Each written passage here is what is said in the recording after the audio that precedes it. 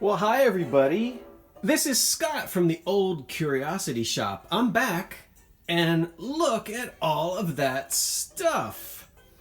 Yes, I hit the thrift shops and the flea markets again, and I've got some stuff to show you, so we'll dive right in. But before I do, listen, I paid attention. The music is back. You know, in my last thrift haul video, I didn't even realize that I didn't have my signature tunes playing. And boy, did I get an earful. Well, it's nice to know that you like the music and you miss it. It's back.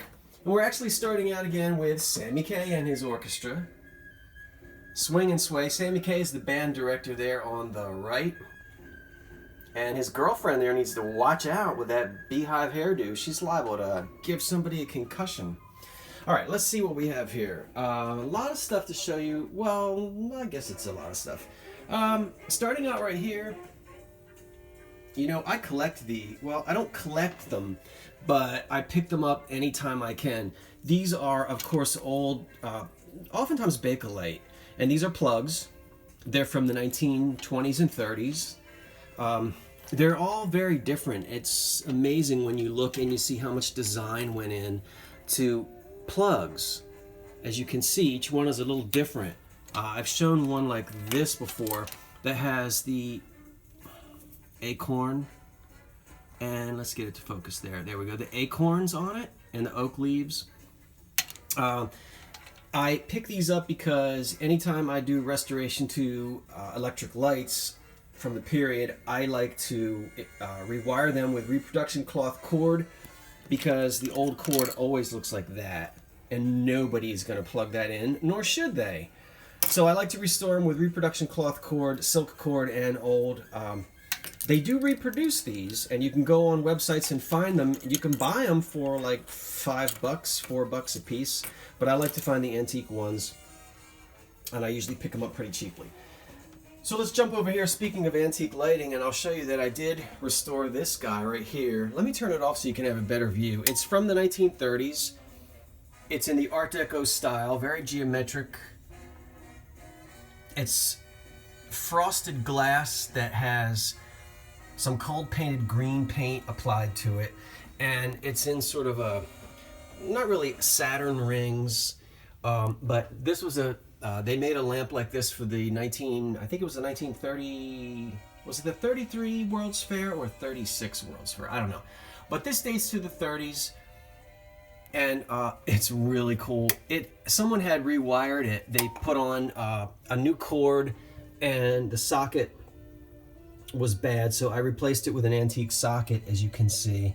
It is, as I said, it's glass, and it's really neat. There's the electric. This is the reproduction silk cord, which is just like what would have been on it in the 1930s. And then one of my antique plugs to give it that full authentic look. And if you are a fan of my station, boy, did I just elevate myself. If you watch my videos, you know I love Art Deco. I love the 20s and the 30s, and that's not going anywhere. That's going to stay right here. Okay, focus. This is a little juice glass all by itself. That's going to be like a little probably on the $1 table the next time I do a flea market. But from the 1930s, and couldn't pass it up. That salt and pepper shaker back there that looks like it's been working out or on steroids is not a salt and pepper shaker. It's a sugar shaker. And you know that when they're this big and they have that many holes in the top. It's made in Japan. It doesn't have a cork in the bottom, so that's fine. But I like the bees on it and the beehive design to it as well. So you could put powdered sugar in there, and wouldn't you be impressive dusting your waffles with that thing? This was the week for mid-century modern glasses. I'll go through these quickly. None of them are marked. Don't know who made any of them. I asked a couple thrifters online. Real Nifty Vintage said they looked like Culver. I think I agree with him. I think these especially look like Culver. But hey, if you know who made any of these, I'd love to know, because as I said, none of them are marked. My favorite set is this set right here. I'll let you see them. Just really abstract. and definitely 1960s. Nice heavy base. There are only four of the, five of these, sorry. Four larger ones and one that's just a little bit smaller. And then back here, oh, I always forget to do this. I think all of these tumbler sets, I paid like $2.99 per set. So, you know, $2.99, $2.99, $2.99. And I'm, you know, there's a lot of mid-century tumblers online, so I'm probably only hoping to get in the $23, $24 range. Maybe the highest for this because of it's just so uniquely mid-century. And then back here, I'm not really sure how to describe these other than that's some kind of a Asian, Tibetan, Buddhist goddess type person. Let's get it in the light. And it's these are sort of orange with sort of like a ribbed effect to them. There are 6 of them. Oops. And these back here are pretty unique. There are also 6 of these, and they actually have a textured finish to them. It's almost like a thick paint or an enamel. It's not rubber, although it might look like that. There were some glasses that had a rubberized finish on them. These aren't rubberized, but it's just a really cool textured finish. So I don't, as I said, don't know anything about them, but there you have it. Now I know you you might laugh at me when I'm always picking up these lids, but I'm telling you what, I sell lids. Here are 3. I won't pick these up, but these are 3 Pyrex lids. They are all marked Pyrex. Pyrex marked everything so extensively, and you can see right there. Although again, yeah, Pyrex. So those lids, I think, were $1.99 for the 3 lids, and I'll measure those and price them separately. Over here is again a mid-century tray in sort of a fake wood that's supposed to look like mahogany. That would be like a silver-plated gallery or whatever you call this around it. I like these. I think I might actually keep this and just use it for staging photographs when I do photographs of my glassware, because I don't think there's a lot of resale value in it, but I think it'll look really well as a prop. There's an oil lamp back there that's been outfitted that has a adapter to make it electric, to put an electric socket on it, and that may or may not go in the shop. It might go to a flea market. My reach for the week, and I am so proud of myself and bragging a little bit. You know, I was in a secondhand store, and I ran across a bag of, well, here it is. I paid $2.99 for 11 of these. Again, as I said, I'm not really one that gets out my cell phone and stands there researching while I'm in a store. I just usually don't do that. But I thought, you know, they held slides. I'm old enough to remember that. I know that people had slides in the 50s and 60s. There's got to be some value to these, and $2.99 for 11 of these. Well, when I got on checked out the sales, a set of 4 consistently. I've seen people sell them in sets of 4, and they usually bring about $20 to $25 for a set of 4 of them. So they sell for about $5 per tray, and I've got 11 of them. So I was really excited to think I've got, what did I say? 11. So, you know, $75, $80 worth in just these trays. And we can see that originally this held the I don't know why this isn't focusing. The 1961, somebody's 1961 trip to Tahiti. Too bad there aren't any slides in it.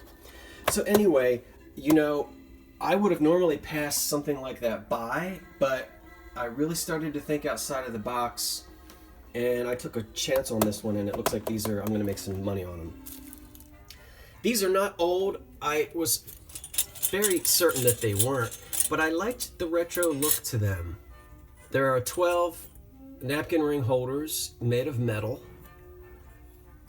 probably just cold painted, but I think these have a really neat retro Christmassy look. I like how some of the paint is chipping off of them in places. As I said, they're not old. I don't normally buy new things, but I like these. There's just something about them that appealed to me, so I picked them up. All right, this is just a random frame of some poor little mid-century modern children that have lost their families, which is always sad when that happens, but typical frame from the 1960s, and I don't usually do a lot with old family photographs, but I like the frame, the mat, and anyone doing a 60s decor might actually have family photos themselves that they want to reframe. And this was only a quarter, so I decided to go ahead and pick it up. And back here is a creamer and a sugar. I don't know much about them. They're pretty. They reminded me of Noritake from the 20s and 30s. They're marked Spencer on the bottom, made in Spencer, Japan. And there aren't any chips or cracks on them. Really big rim on this sugar bowl. They were $1.99, and then it was half price for that. So we'll throw those online and see what happens. Back there is a puzzle of the White House. And if you look closely at it, you can tell, even though there's no date, what gives it away that this was before the Truman administration? Come on now, students of history.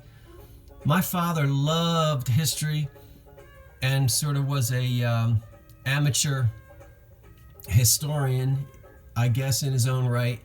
So we had history books around the house when I was a kid, and you'll notice that what's not there? That's right, the Truman balcony is missing. It was Harry Truman in his administration who had a balcony put in right above where these awnings are. So that was, there was a time when the Trumans lived in the Blair House while the White House was being restored. Remember Margaret Truman's piano almost fell through the floor? So anyway, we know that predates the Trumans. So it's probably during the late 30s, during FDR's tenure there in the White House.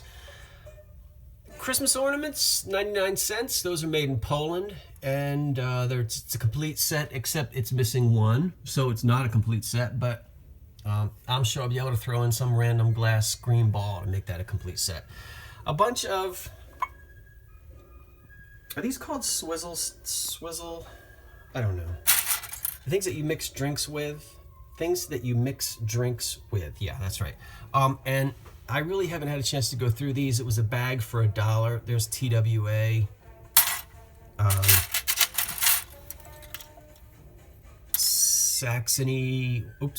Saxony, Miami Beach. So like probably a hotel or something like that. I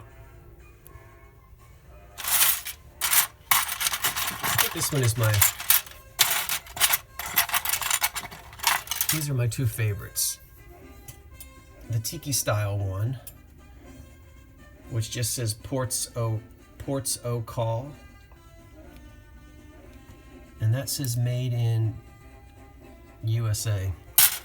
And then I like this one, this ballerina. And she says the Tropicana. Cuba? Yeah.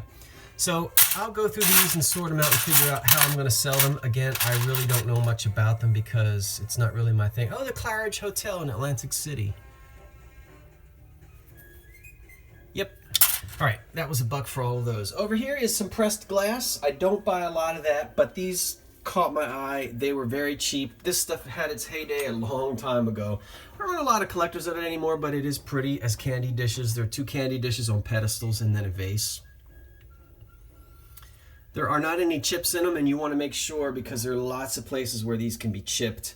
Of course, telling the difference between cut glass and pressed glass. It's usually pressed, but you got to run your fingers over it to feel it to tell whether it's cut or pressed. And these are all pressed glass. The only one that's marked is this one. This kind of glass is usually not marked. But that piece right there is, let me zoom in on it. You see the I and the G for Imperial Glass Company. But again, this stuff is usually not marked. Okay, so those really don't have a great deal of value. Maybe $12 for the candy dishes, because they're kind of cool on pedestals. Then over here is, I was disappointed. I thought these would sell for more. It doesn't look like they're going to. It's 6 Corningware Christmas mugs, but they appear to be from the 70s, and they just don't sell for much. So anyway, maybe $15, $18 for the 6 of those online. So we'll have to see about that. And then finally, in the front here, a group of magazines, which I'm going to be reading later on. Here's Better Homes and Gardens from 1936. It's going to be really neat to see not only ads, but also the way people decorated their homes. You can really learn a lot. Wow. So this is 1936. Look at that linoleum in that kitchen. You know, everybody thought the Depression was so drab, but boy, did they try to introduce color to brighten it up.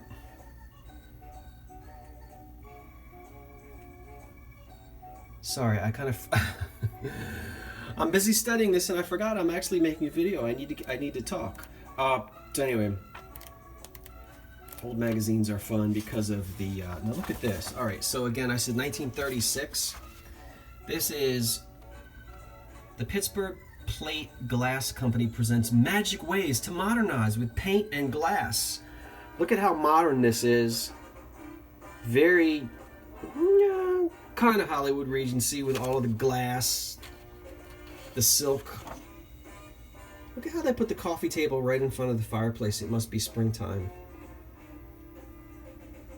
Anyway, okay, so enough of that.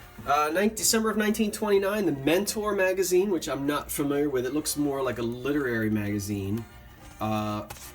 So I'm looking forward to reading that. And then October of 1928, Better Homes and Gardens. Check out the interior from 1928. These magazines were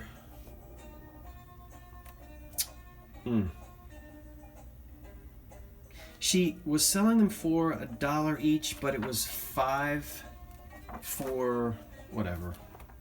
I got a discount because I bought a bunch of them. Here's the Radio Stars. That is Kate Smith. That is Dick Powell, and that looks like Ginger Rogers. So these are all from the 1930s. These are really neat too. So I'll have a good time looking through these. Oh, wait a minute. Let's go back there for a second if we can. Isn't this exciting? Hidden Dirt. Oh, I was going to try to zoom in. No, anyway. All right. She's tired out from diving. So what does she do? She then smokes a Camel cigarette. Boy, have times changed. All right, so there it is, folks. A thrift haul. It's all going to be for sale pretty soon on Scott's or in Scott's Old Curiosity Shop. And that's Scott's with no apostrophe. Scott's Old Curiosity Shop, all one word, on eBay. So, hey, thanks for watching, everybody. See you Monday night with Guess What Sold on eBay. So long for now.